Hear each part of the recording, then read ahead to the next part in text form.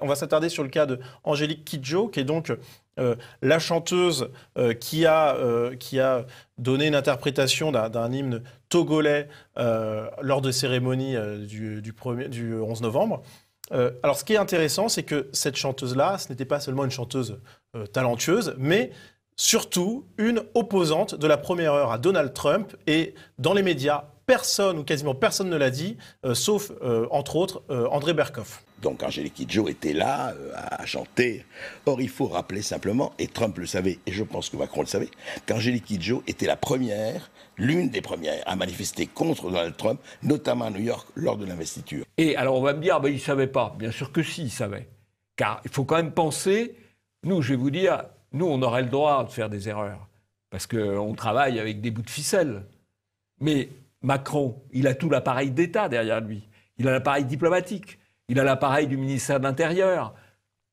Je veux dire, il ne peut pas. S'il le fait, c'est qu'il le fait délibérément. Alors, ce qui est intéressant dans le traitement médiatique de cela, eh bien, c'est tout simplement que, à part le Huffington Post, qui, dans un extrait de son article sur la prestation, eh bien, note, après l'élection de Donald Trump, elle a notamment chanté lors de la marche contre son investiture en janvier. Donc, il y a le Huffington Post qui le note, mais sinon, Le Monde, Libération, Le Figaro, aucune mention de cette information qui est pourtant de première importance, même si, eh bien, finalement, pour Laurence Ferrari, c'est quelque chose d'anecdotique. On va le voir tout de suite.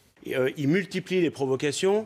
Ça a été le cas également en faisant chanter une chanteuse qui est une militante anti-Trump devant Trump à l'occasion du 11 novembre. Il est dans la provocation. Magnifique chanson. Oui. Par ailleurs, non mais incontestablement, elle a très bien chanté, c'est pas le sujet. Chanteuse. Mais est-ce que c'est indispensable quand on invite le président des États-Unis à Paris de faire chanter devant lui une femme qui a été une opposante politique? Non, c'est pas anecdotique.